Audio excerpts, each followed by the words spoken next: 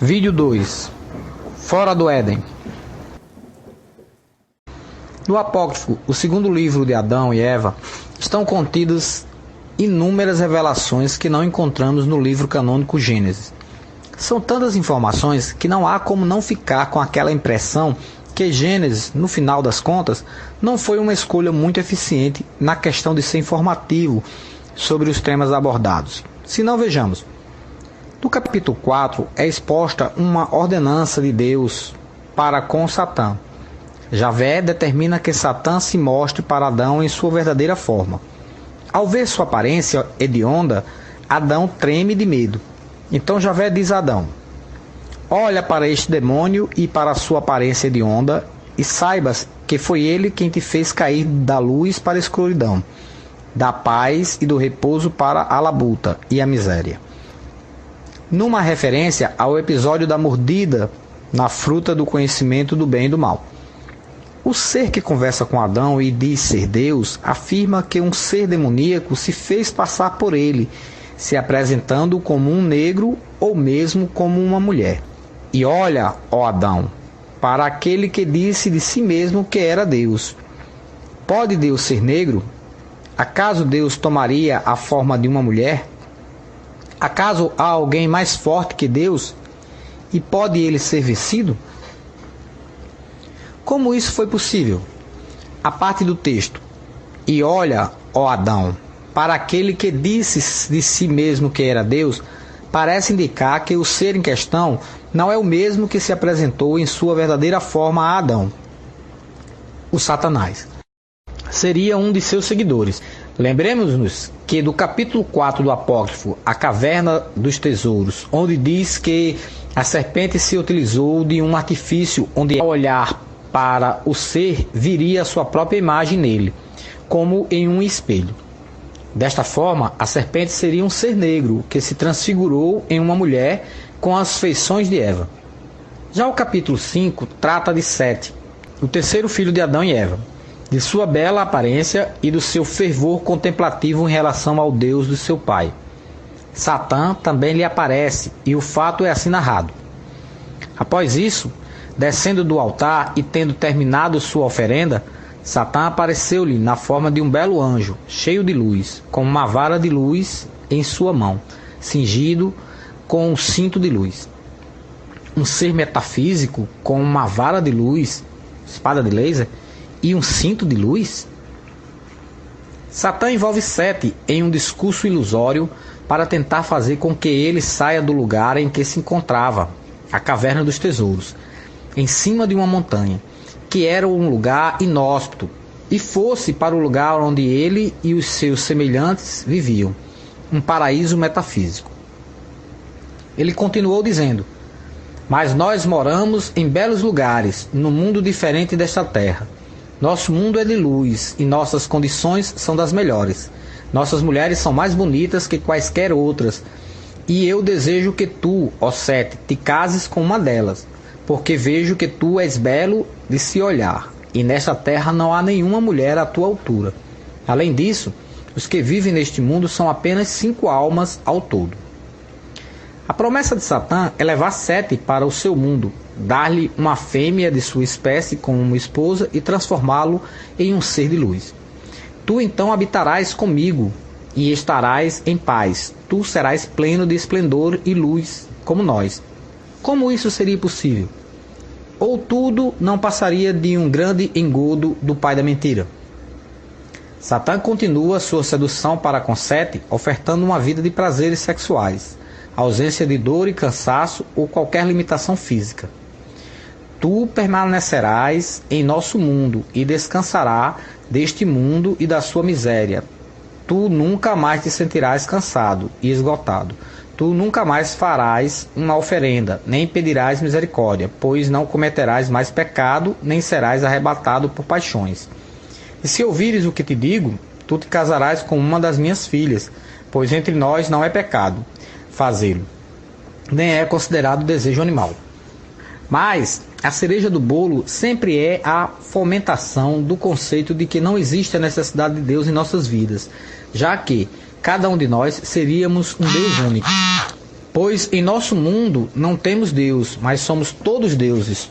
Todos pertencemos à luz, celestiais, poderosos, fortes e gloriosos. Sobre a motivação do assassinato de Abel por Caim, os textos da Gênesis são muito superficiais. É dito apenas que por inveja Caim matou Abel, sem especificar o que provocou esse sentimento. Já nos textos do Apócrifo, A Caverna dos Tesouros, em seu capítulo 5, A Expulsão do Paraíso, a motivação é explicitada. Caim teria matado Abel para se casar com uma de suas irmãs. Esta concebeu e deu à luz Caim, juntamente com sua irmã Lebuda. Depois engravidou mais uma vez e deu à luz Abel e sua irmã Selmat. Quando os filhos já estavam crescidos, disse Adão a Eva: Caim deverá casar-se com Selmat, que nasceu junto com Abel, e Abel com Lebuda, nascida com Caim. Então Caim falou para sua mãe Eva: Eu me casarei com a minha irmã, e Abel deve casar-se com a sua. Lebuda era realmente bonita. Quando Adão escutou essas palavras, ficou grandemente irado e disse: Se casares com a irmã que nasceu contigo, será uma transgressão do mandamento. Depois que Adão, o primeiro sacerdote, subiu ao cume da colina com os seus filhos Caim e Abel, Satã entrou em Caim, insinuando-lhe que matasse o seu irmão Abel, por causa de Lebuda, mas também porque o seu sacrifício não fora aceito, mas repudiado por Deus, enquanto que o sacrifício de Abel foi aceito. E em Caim recrudesceu a inveja de seu irmão. Ao ter a sua oferenda rejeitada num ritual de casamento, Caim perde o direito a casar-se com a sua irmã gêmea, Lebuda, que foi dada como esposa a Abel, gerando nele um sentimento de ira que o levou a matar Abel e posteriormente fugir com sua irmã, agora como esposa, para a cidade de Nod, como é exposto em Gênesis capítulo 4, versículos de 16 a 18. E saiu Caim de diante da face do Senhor, e habitou na terra de Nod, do lado oriental do Éden. E conheceu Caim a sua mulher, e ela concebeu e deu à luz a Enoque. O livro apócrifo, o segundo livro de Adão e Eva, em seu capítulo 13, nos revela que Lameque, descendente de Caim, da quinta geração deste, era cego, e foi de fato o responsável pela sua morte, coisa que o texto de Gênesis apenas induz a acreditar. Naqueles dias, vivia Lameque, o cego, que descendia dos filhos de Caim. Extrementes Caim, desde que Deus o renegara e o amaldiçoara com tremor e terror, não conseguia nem estabelecer-se, nem encontrar repouso em lugar algum, mas vagueava de um lugar para outro. Em suas andanças, chegou até as mulheres de Lameque e perguntou-lhes acerca dele. Elas disseram-lhe: Ele está no campo com o gado. Então Caim foi à sua procura. E ao chegar ao campo, o jovem pastor ouviu seu ruído, e o gado arrebanhando-se para sair de sua frente. Então ele disse a Lameque: Ó, meu senhor, acaso é uma fera selvagem ou um ladrão? E Lameque disse: Faça-me entender para onde ele olha, quando se aproximar. Então Lameque curvou o seu arco, colocou uma flecha nele e ajustou uma pedra na funda. E quando Caim saiu do campo aberto, o pastor disse a Lameque: Atira, vê, ele está chegando. Então Lameque atirou em Caim com uma flecha e atingiu-lhe no lado. E Lameque golpeou com uma pedra de sua funda, que bateu em seu rosto e arrancou-lhe os olhos. Então Caim caiu de uma vez e morreu. Então Lameque e o jovem pastor foram até ele e encontraram-no postado no solo. É o jovem pastor, disse ele. Este é Caim, nosso avô, que tu mataste, ó meu senhor. Então Lameque penalizou-se com isto e de amargura remorso, com suas mãos espalmadas, golpeou a cabeça do jovem, que caiu como morto. Lameque pensou que fosse só um desmaio, por isso ele pegou uma pedra e golpeou e esmagou a sua cabeça até que ele morreu. Jared, o pai de Enoque, era um homem forte, justo e um bom governante, e tudo isto despertou em Satã o desejo de levá-lo para o seu mundo, e assim como fez com Sete, impetrou contra Jared um plano para tentá-lo. Satã então apareceu-lhe com 30 homens da sua hoste, na forma de belos homens, sendo o próprio Satã o mais velho e o maior dentre eles, com uma bela barba. Jared, ao vê-los, achou que eram filhos de Caim, mas ficou duvidoso. Ele também disse em seu coração: Como os filhos de Caim não podem subir ao alto desta montanha, e nenhum deles é tão belo como estes parecem ser, e dentre estes homens não está nenhuma da minha parentela, estes devem ser os estranhos. A palavra estranho aqui tem uma conotação de estrangeiro, alienígena, de outro lugar. Os tais homens da hoste de Satã, além de belos fisicamente, tinham a característica de possuírem uma luz própria que encantava, e Jared se dirige a Satã e pergunta-lhe. Então Jared e eles trocaram saudações, e disse-lhe ao mais velho dentre eles: Ó meu pai, explica-me a maravilha que há em ti, e diz-me quem são estes contigo, pois me parecem estranhos. Satã finge estar emocionado e inicia seu plano para engabelar Jared, se dizendo ser Adão e fazendo os outros se passarem por Abel, Sete, Enós, Cainã e Malalael, pai de Jared. Então o mais velho se pôs a chorar, e os outros choraram juntos, e ele disse a Jared: Eu sou Adão, a quem Deus criou primeiro, e este é Abel, meu filho, que foi morto por seu irmão Caim, cujo coração Satã incitou que eu matasse. Depois este é o meu filho Sete, que eu pedi ao Senhor, que me deu para consolar-me no lugar de Abel. Depois este aqui é o meu filho Enós, filho de Sete, e aquele outro é Cainã, filho de Enós, e aquele outro ainda é Malalael, filho de Cainã, teu pai.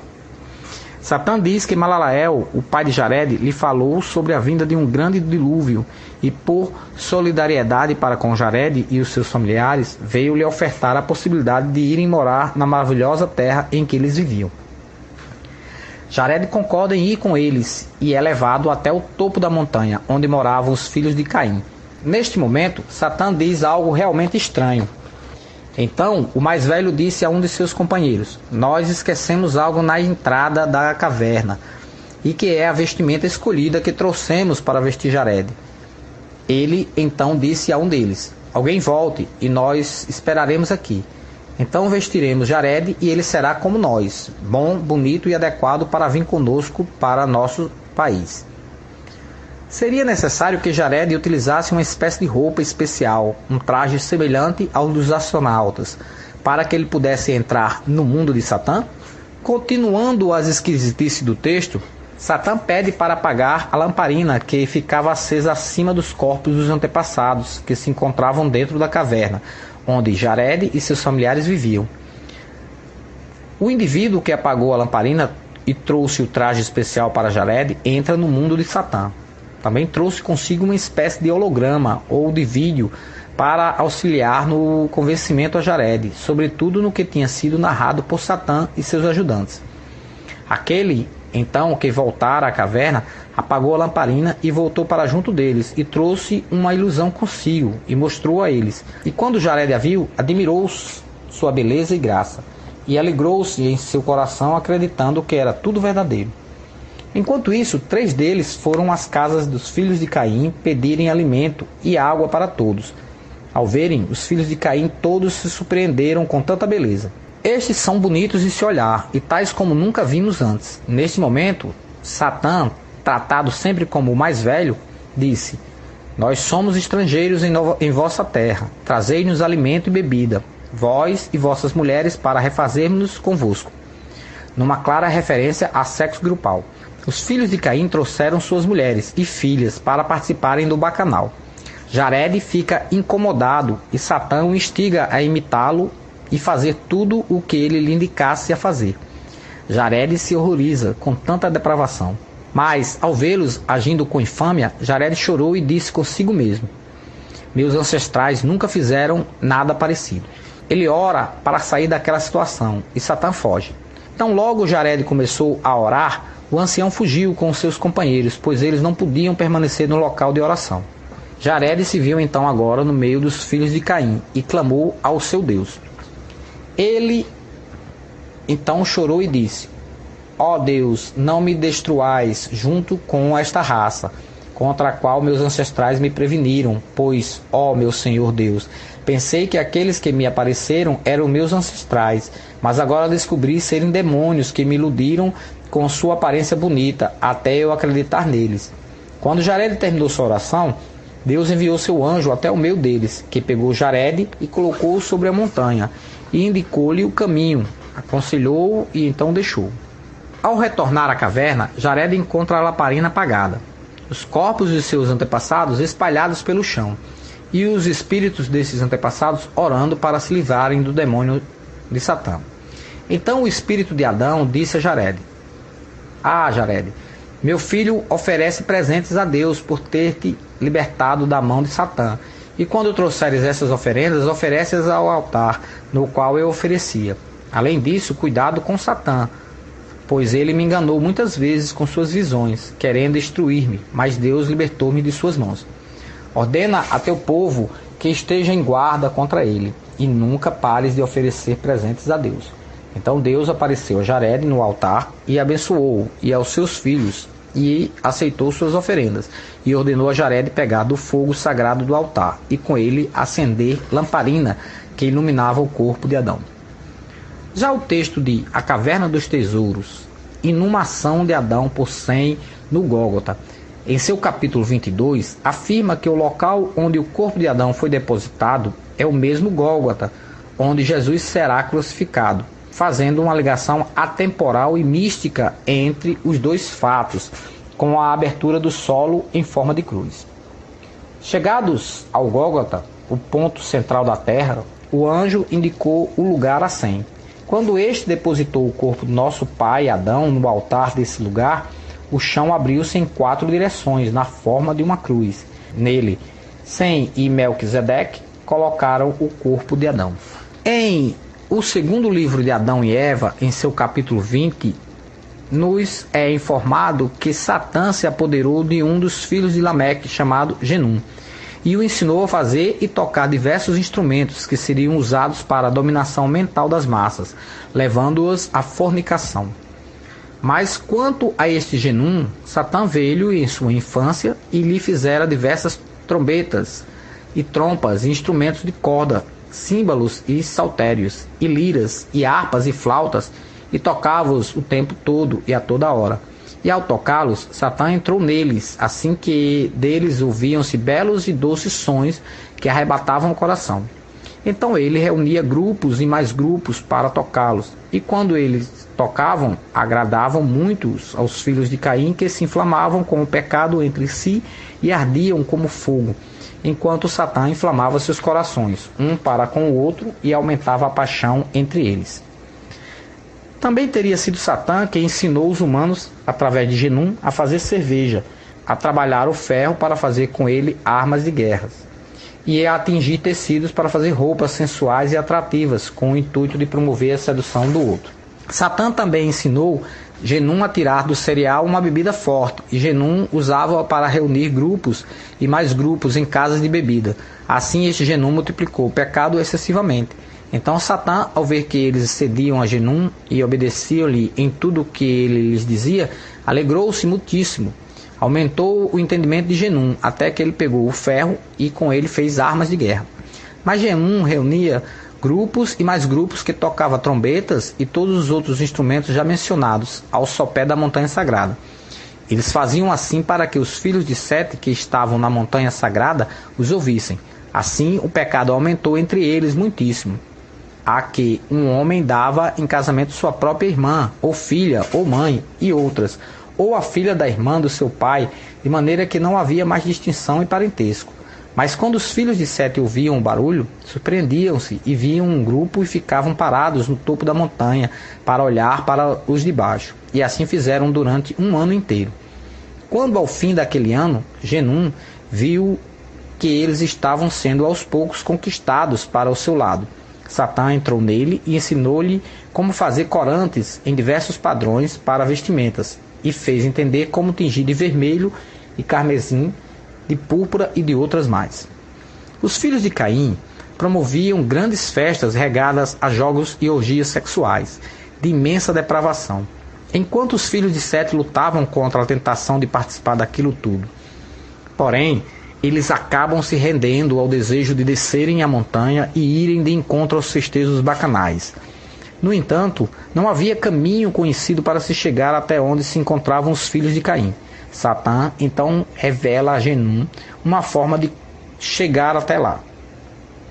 Não há caminhos para eles descerem da montanha onde moram, Mas quando eles vierem amanhã, diz-lhes: vinde até o lado oeste da montanha. Ali encontrareis o caminho de um riacho, que desce até o sopé da montanha, entre duas colunas. Descei por ali até nós. Genum informa a seus irmãos e convence uma grande parte a ir ao encontro dos filhos de Caim. Após isso, uma centena de homens dentre os filhos de Sete reuniu-se e falou entre si: vamos, desçamos até os filhos de Caim e vejamos o que eles fazem e divirtamo-nos com eles. Jared repreende os rebeldes.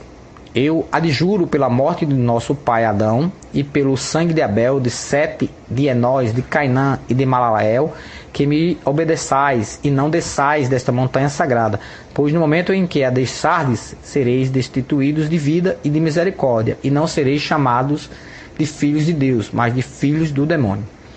E é assim que o segundo livro de Adão e Eva aborda o tema da relação dos filhos de Deus com as filhas dos homens, filhos de Caim, de Satã, com as filhas de Sete. Tratado no livro Gênesis da Bíblia, em Gênesis capítulo 6, versículos de 1 a 8. Segundo livro de Adão e Eva, capítulo 20. E quando olharam para as filhas de Caim, para seus belos corpos, e para suas mãos e pés tingidos de cor, e para as tatuagens ornamentais nos seus rostos, o fogo do pecado acendeu-se neles.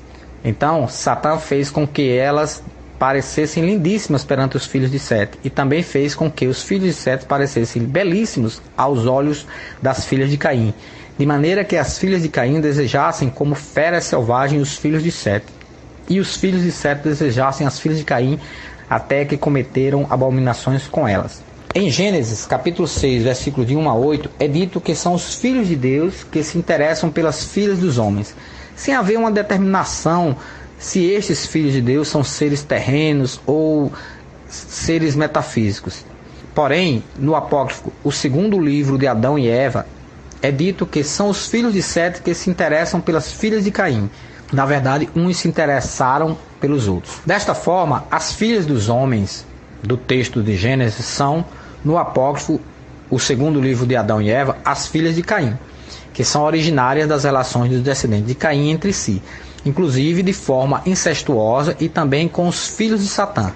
Já os filhos de Deus, ou melhor, os filhos de Sete, são humanos puros, homens e mulheres, genética e espiritualmente falando. O livro também não canônico, A Caverna dos Tesouros, é categórico em afirmar que foi um erro associar o surgimento de humanos gigantes através de relações sexuais destes com seres metafísicos. A Caverna dos Tesouros, capítulo 14. Os gigantes. Os filhos homens de Sete então misturaram-se com as filhas de Caim. Elas engravidaram e deram à luz aos homens avantajados, uma raça de gigantes, semelhantes a torres. Por esse motivo, escribas antigos incorreram em erro quando escreveram que os anjos desceram do céu, uniram-se às filhas dos homens, que por essa união geraram aqueles gigantes. Isso não é verdade. Falaram disso sem terem conhecimento. Vede bem, meus irmãos, ao lerdes isto e ficais cientes de que algo assim não está na natureza dos seres espirituais, e nem isso está na natureza dos demônios impuros, que praticam malefícios e se comprazem com o adultério. Não existem entre eles os gêneros masculino e feminino, e desde a sua queda o número deles não aumentou nenhum sequer. Pudessem os demônios unir-se sexualmente com as mulheres, não teriam deixado inviolada nenhuma virgem em toda a raça humana. O apócrifo, o livro de Enoque, no entanto, não deixa dúvidas a respeito desta situação, acrescentando de forma inequívoca a geração de gigantes advinda destas relações. Em seu capítulo 7, ele nos diz: e aconteceu depois que os filhos dos homens se multiplicaram naqueles dias, nasceram-lhe filhas elegantes e belas. E quando os anjos, sentinelas na versão aramaica, os filhos dos céus viram-nas, enamoraram-se dela, dizendo uns para os outros: vinde, selecionemos-nos para nós mesmos esposas da progênie dos homens e geremos filhos. Então eles tomaram esposas como escolhendo por si mesmo, as quais eles começaram a abordar e com as quais eles coabitaram, ensinando-lhes sortilégios, encantamentos e a divisão de raízes e árvores. E as mulheres conceberam e geraram gigantes. Um manuscrito grego acrescenta a esta seção: e elas, as mulheres, geraram a eles, as sentinelas, 3 raças, os grandes gigantes. Os gigantes trouxeram, alguns dizem mataram, os Nefilins, e os Nefilins trouxeram ou mataram os Eliode. E eles sobreviveram, crescendo em poder de acordo com a sua grandeza. O também apócrifo livro dos Jubileus nos diz, cuja estatura era de 300 cúbitos. Estes devoraram tudo o que o labor dos homens produzia, e tornou-se impossível alimentá-los. Então eles voltaram-se contra os homens, a fim de devorá-los, e começaram a ferir pássaros, animais, répteis e peixes para comer sua carne, um depois do outro, e para beber seu sangue.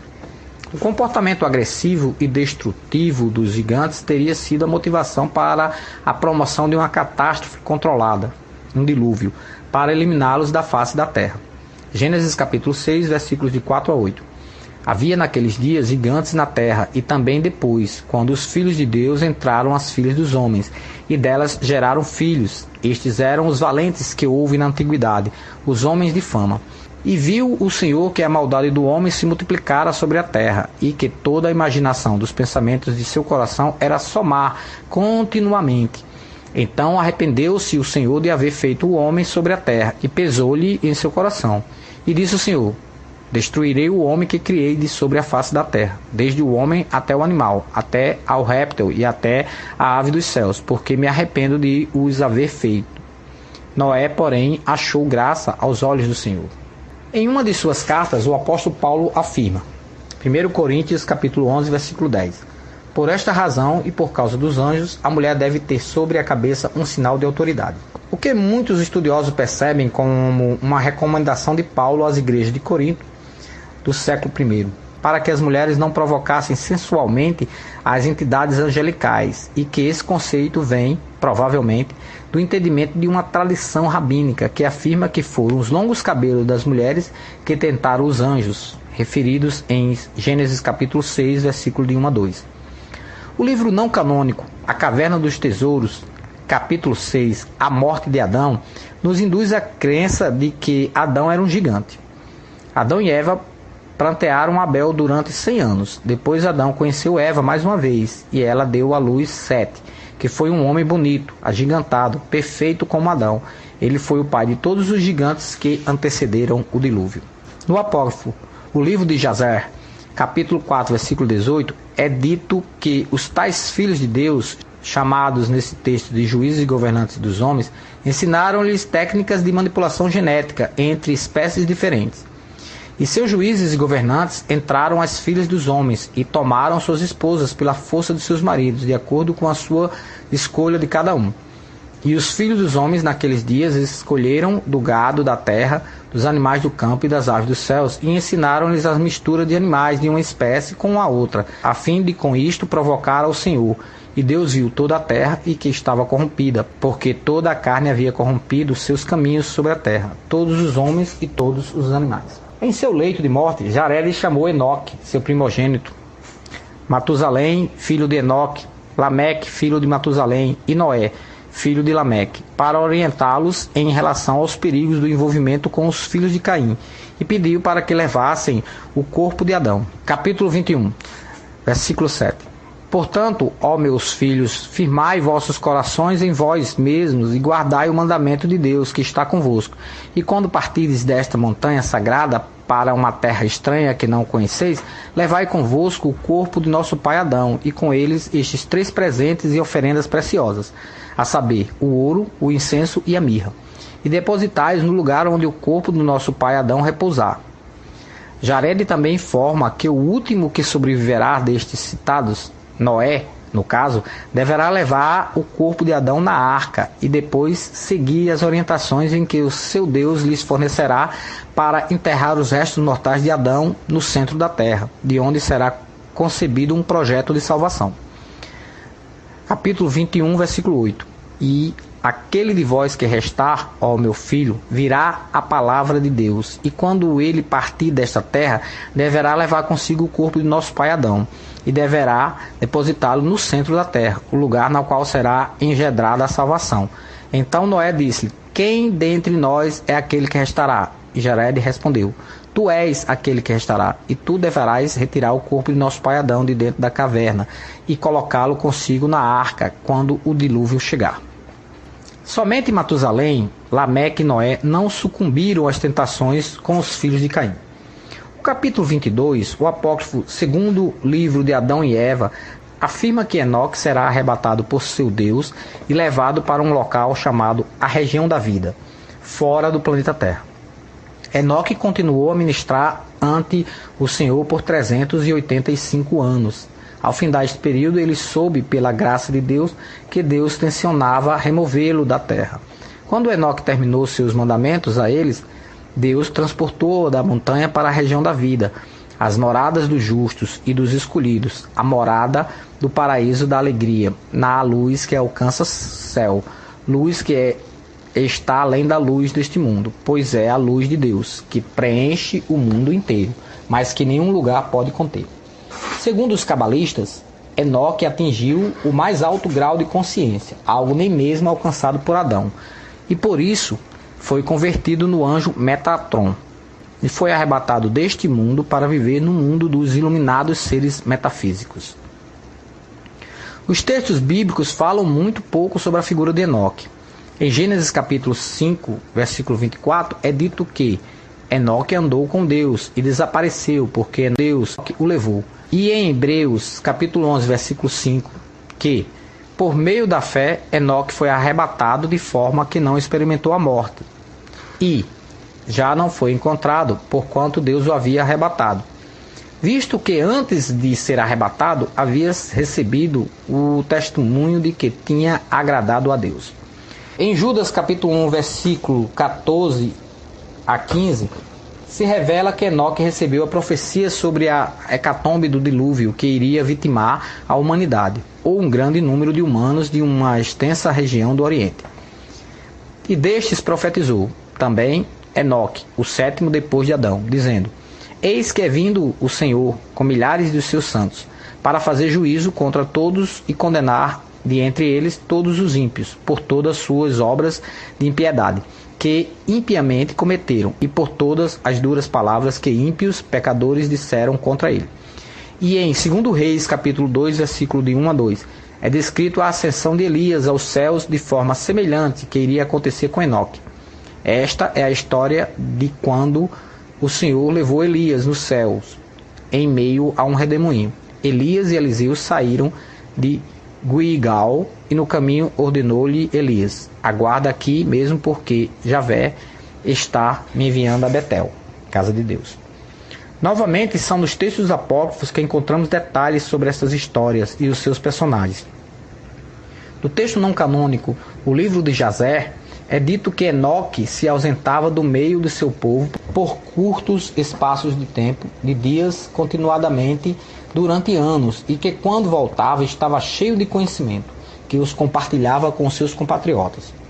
Assim como aconteceu com Moisés, que ao subir o monte Sinai ficou com a sua face resplandecente, Enoque também teve experiência semelhante. O livro de Jazer, capítulo 3, versículo 20. E ele o fez desta maneira por muitos anos, e depois passou a isolar-se 6 dias, e aparecia ao seu povo um dia em cada 7, e depois uma vez em um mês, e depois uma vez em um ano, até que todos os reis, príncipes e filhos de homens procuraram por ele, e pediram novamente para ver o rosto de Enoque, e ouvir a sua palavra. Mas eles não podiam, porque todos os filhos dos homens tinham medo de Enoque e temiam aproximar-se dele pelo temor do brilho que estava sobre o seu rosto. Portanto, o homem não podia olhá-lo, temendo ser punido e morrer. O livro de Jazer relata o episódio do arrebatamento, ou seria a abdução, de Enoque da seguinte maneira. O livro de Jazer, capítulo 3, versículo 23. E em algum tempo depois, quando os reis e os príncipes e os filhos dos homens estavam falando a Enoque, e Enoque estava ensinando os caminhos de Deus, eis que um anjo do Senhor, então, chamando a Enoque do céu, quis trazê-lo para o céu, para fazê-lo reinar lá sobre os filhos de Deus, como ele havia reinado sobre os filhos dos homens sobre a terra. E naquele tempo os filhos dos homens estavam com Enoque, e Enoque estava falando com eles, e levantaram os seus olhos, e viram a semelhança de um grande cavalo que descia do céu, e o cavalo andava no ar. E eles cantaram a Enoque o que tinha visto, e Enoque disse-lhes: por minha conta se faz este cavalo descer sobre a terra. O tempo é chegado, quando em que eu devo me ir de vocês, e eu não devo mais ser visto por vocês. E nessa altura o cavalo desceu, e estava diante de Enoque, e todos os filhos dos homens e Enoque o viram. E foi depois disso que ele se levantou e montou o cavalo, e ele saiu, e todos os filhos dos homens foram atrás dele, cerca de 800.000 homens, que iam com ele de viagem de um dia. E no segundo dia ele lhes dissera para voltarem para casa e para suas tendas, porque vocês me perseguem, talvez possam vir até morrer? E alguns deles se retiraram dele, e aqueles que permaneceram foram com ele numa jornada de 6 dias. E Enoque disse a eles todos os dias para que retornassem às suas tendas, para que não morressem. Mas eles não estavam dispostos a voltar, e eles foram com ele. E quando os reis voltaram, eles fizeram um censo, a fim de saber o número de homens restantes que foi com Enoque. E foi ao 7º dia que Enoque subiu ao céu num redemoinho, com cavalo e carros de fogo. Observem que o texto usa o termo cavalo, mas não no sentido literal, já que é dito que o que vem do céu tinha a semelhança de um grande cavalo, que andava no ar, e não que era de fato um grande cavalo. Os reis vão ao local onde exatamente Enoque subiu aos céus e encontra uma região logo abaixo, a seção de Enoque, congelada. O livro de Jazé, capítulo 3, versículo 38. E todos aqueles reis foram para o local e encontraram a terra lá cheia de neve, e sobre a neve havia pedras grandes de neve. E disseram uns aos outros: vamos, quebremos as pedras grandes, e vejamos, talvez os homens que permaneceram com Enoque estejam mortos, e ele esteja agora sobre as pedras de neve. E procuraram, mas não conseguiram encontrá-lo, pois ele tinha subido aos céus. Aquilo que levou Enoque às alturas provocou um efeito de congelamento no solo abaixo?